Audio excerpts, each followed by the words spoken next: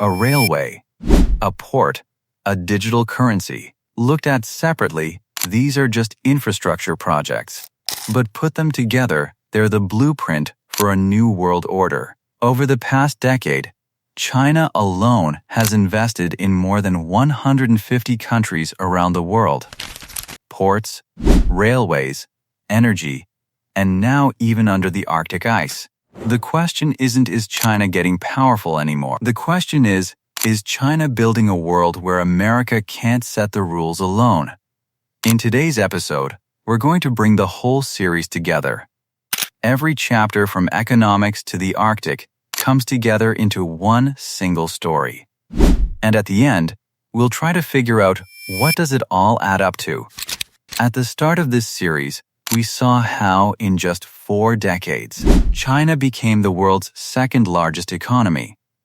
In 1980, China made up just 2% of the global economy. Today, that's nearly 18%.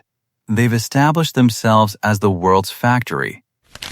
Manufacturing, exports, and global supply chains, China has built a position that touches nearly every country's economy in some way today. But that was only the beginning. Next, we saw that China didn't just sell products. Under the Belt and Road Initiative, they built ports, built railways, built roads across more than 140 countries. From Sri Lanka's Hambantota port to Pakistan's Gwadar, China has built long-term infrastructure relationships. Because whoever controls the trade routes controls the future's influence too. To protect that economic power, China rapidly modernized its military. The world's largest navy by number of ships now belongs not to the US, but to China. Naval power, missile technology, and new military capabilities, all of it shows China isn't just building economic strength, it's positioning itself as a military power too. We saw that Taiwan isn't just an island. More than 90% of the world's most advanced semiconductor chips are made here. That means from your phone to the Pentagon's missile systems, everything depends on this one island.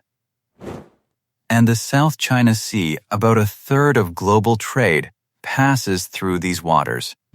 These two regions have become the flashpoint of strategic competition between the US and China. Today's competition isn't limited to the military anymore. Artificial intelligence, semiconductors, advanced technology, and the global financial system, all of it is now part of the contest.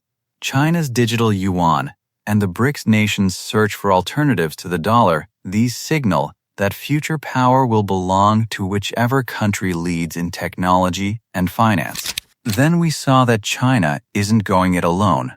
Pakistan, various African nations, Russia, and many countries across the developing world, China is building long-term economic and strategic ties with them. These aren't just bilateral relationships. They're part of a larger global network, one that's slowly becoming an alternative to Western-led institutions.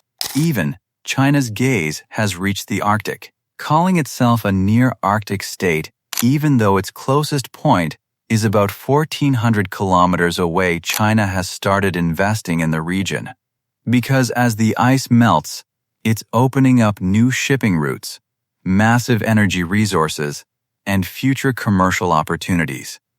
This shows China's strategy isn't just built for the present, it's aimed at the coming decades. So, is China building a new world order? The answer isn't that simple.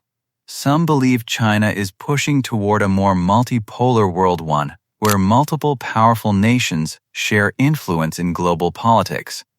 Others believe China is simply strengthening its own national interests, and multipolar world is just wrapping paper for that strategy.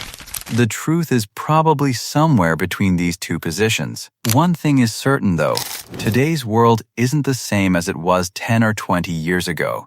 The economy is changing, technology is changing, alliances are changing. The balance of power is changing too. Maybe the future world won't have just one superpower. Instead, There will be multiple powerful nations competing with each other while also cooperating in many areas. Whether China becomes one of the chief architects of that new reality, that answer is still being written every day, in every research lab, in every port built, in every technological breakthrough, and in every diplomatic decision. Because the world is no longer in the era of a single superpower.